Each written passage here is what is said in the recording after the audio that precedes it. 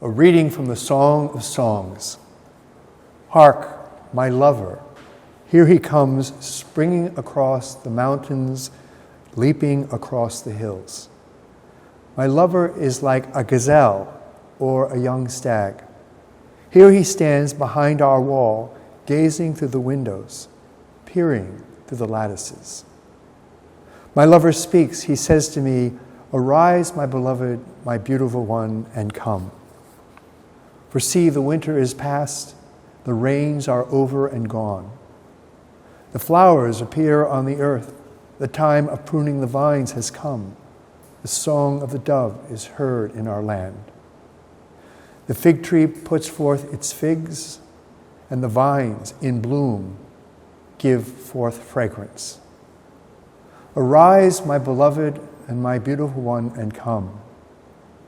O my dove, in the clefts of the rock, in the secret recesses of the cliff, let me see you. Let me hear your voice, for your voice is sweet and you are lovely." The word of the Lord. Thanks be to God. I think we all desire happiness. Something within us causes us to desire happiness ardently. Something in the very nature of our being drives us on relentlessly in our quest for happiness. Color satisfies the eye. Melodious music can bring comfort to the ear. Knowledge answers the longing of the mind. Love soothes and quiets the yearning of the heart. But happiness, and only happiness, can satisfy the whole person. In her desire to be happy, Mary was no different from us. But Mary had an advantage over us. She was convinced that God, and only God, could make her completely and perfectly happy. So precious time was not lost seeking for happiness where it did not exist. For her, the search for happiness was a search for God, very much like the lover in the Song of Songs searches for the beloved.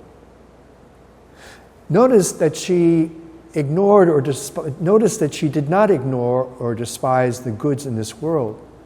Come as they did from the creative hand of God, they could not help being good in themselves. But whether they were good for her depended on their capacity to lead her closer to God.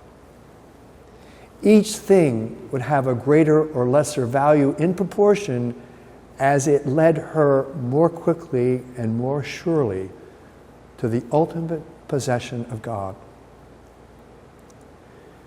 You remember when Jesus remained in Jerusalem to question the doctors of the temple, Mary had an experience similar to that of losing God.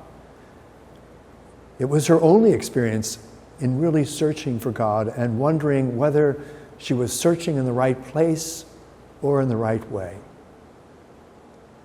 As I said before, we all desire happiness, but only a few really stop to ask themselves what happiness is, where it can be found, and how it might be sought. The great majority assume that it seems it is something which they lack, or its absence causes inconvenience or even pain. So, for instance, a sick person, good health is happiness, even though there are a lot of unhappy, healthy people. Poor persons suffering from poverty will often associate happiness with wealth, even though there are many unhappy, wealthy people. A weak individual may confess power with happiness or confuse power with happiness. One who suffers scorn and contempt is apt to consider honor, reputation, and fame essential to happiness. All these people end up wasting a lot of time seeking for the needle of happiness in the wrong haystack. Our faith tells us, without effort on our part, what true happiness is and where and how it can be found. Only in God, only in the knowledge, love, and the possession of God can we find complete and perfect happiness. Speaking of God, and at the same time to Him, St. Augustine says, "You have made us for yourself, and our hearts are restless until they rest in you." Our soul has a capacity for the infinite.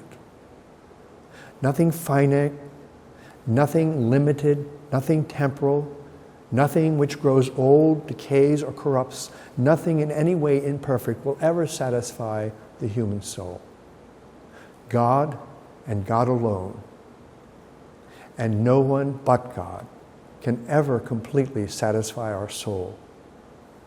Even in the search for God, there's a certain satisfaction, a certain limited degree of happiness. For as long as we are actually searching for Him, we are to some extent, in a faint degree, finding Him. So how do we carry on this search? We try to learn all that we can about God. But knowledge, even about God, is not an end in itself. In this life, it is a means to an end.